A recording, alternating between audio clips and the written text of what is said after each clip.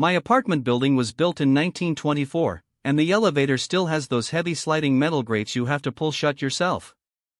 I live on the 6th floor, but lately, the elevator has started making an unscheduled stop on its way down to the lobby.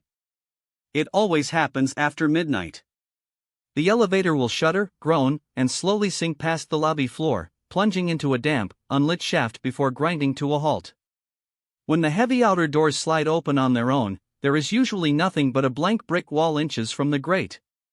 The first few times it happened, I just reached out and pulled the inner gate shut again, cursing the ancient wiring and waiting to go back up. But last Tuesday, it stopped down there, and the brick wall was completely gone. Instead, the doors opened to a long, low-ceilinged concrete corridor lit by a single, flickering fluorescent bulb. The air smelled of wet earth and old copper. I stood there, staring into the dim hallway, waiting for the doors to close. They didn't. I pressed the lobby button, then the door close button, but nothing worked.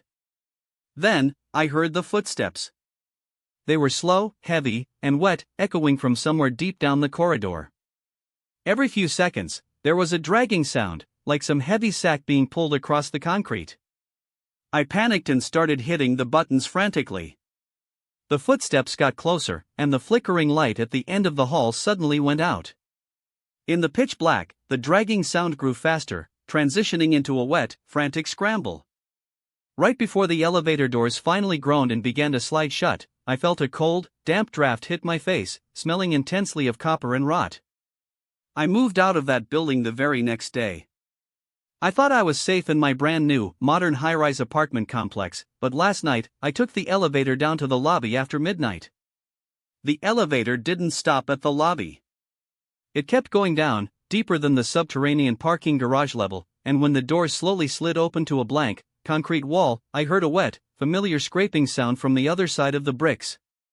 Something was slowly tapping, trying to find a way through.